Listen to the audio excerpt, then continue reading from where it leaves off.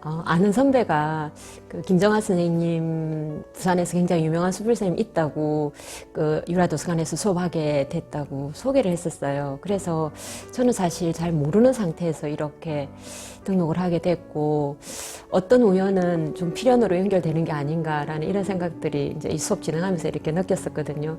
그렇게 해서 이제 수업에 들어오게 되었습니다.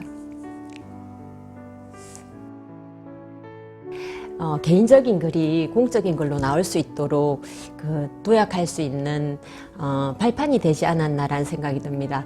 그리고 그 사람마다 어떤 단계에 있는 계단처럼 이렇게 계단이 있다면은 그 중간에 있는 사람도 있고 아주 밑에 있는 사람도 있을 것인데 한 단계 뛰어오를 수 있는 그런 도움들이 되었었고, 그 다음에 무엇보다 선생님 그 자체가 글을 대하는 자세라든지 그런 것들이 굉장히 좀 본이 되어지는 그런 모습들이 도움이 많이 되었습니다.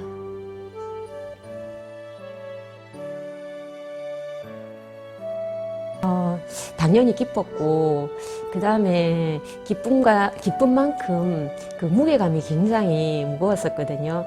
그리고 이제 신인상이라는 것이 역시 우리 뭐 연예인들도 상 받으면 신인상 받으면 하는 얘기들이 열심히 해라고 주는 상이다. 그 말이 딱 와닿았었거든요. 그래서 더 열심히 쓰고 더 많이 쓰라는 응원이나 격려의 박수라는 생각이 들었습니다.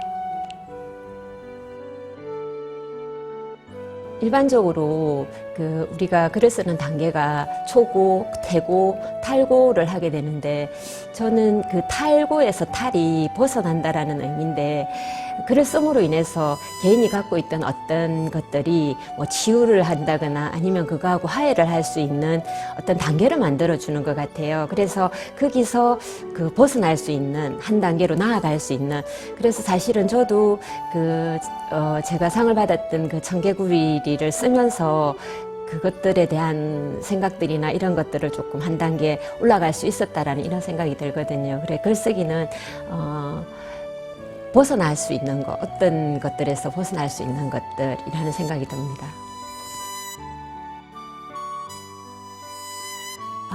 여기 수업 듣는 선생님들을 이렇게 글을 내놓는 걸 보니까 이야기를 품고 있는 분들이 굉장히 많아요. 그런데 그게 특히 수필이라는 영역은 좀 진정성이 있고 자기 자신을 드러내다 보니까 그런 것들이 개인적인 것들이 객관화되고 공론의 가정에 공적인 광장으로 이렇게 나오는 데 있어서 자기가 드러나야 되기 때문에 굉장히 부끄러워요. 그래서 그런 글을 쓰기 위한 어떤 용기가 좀 필요하지 않나라는 생각들이 이렇게 듭니다.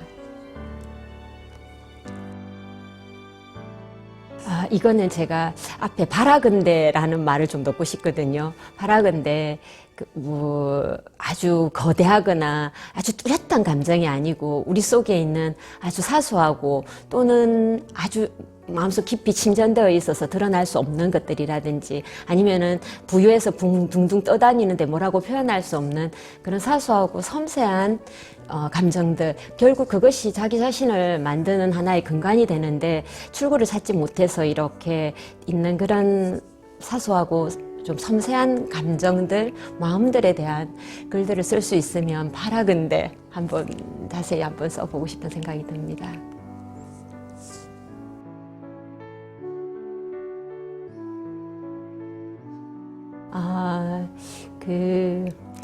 이렇게 통신이 발달하기 이전에는 편지를 많이 썼었어요.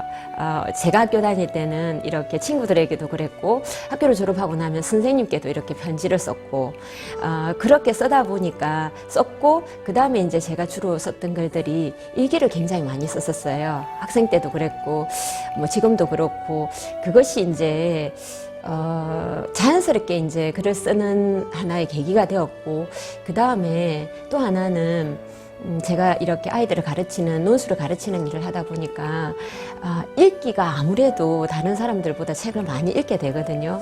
많은 책에 노출이 되어지고. 그래서 읽었던 그런 것들도 하나의 바탕이 되었던 것 같고, 그래서 이제 자연스럽게 이런 것들에 많이 노출이 되어 있었던 것 같습니다.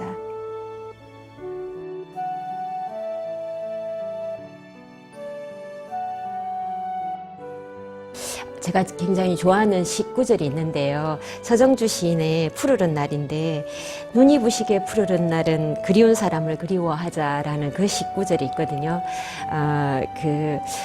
우리가 익숙한 것에 대한 어떤 향수든 아니면 낯선 것들에 대한 동경이든 우리는 항상 뭔가를 그리워하고 이렇게 살고 있는 것 같아요. 그런데 이렇게 식구절처럼 어느 날 문득 하늘을 쳐다보면 그 그리운 것들이 이렇게 떠오르는 것 같거든요. 그래서 그리움이라는 것이 항상 우리 속에 이렇게 있는데 어느 날 갑자기 하늘을 딱 쳐다보면 누군가가 떠오르고 또 과거의 일들도 떠오르고 이런 것처럼 그 문득이라는 생각이 들어요. 문득.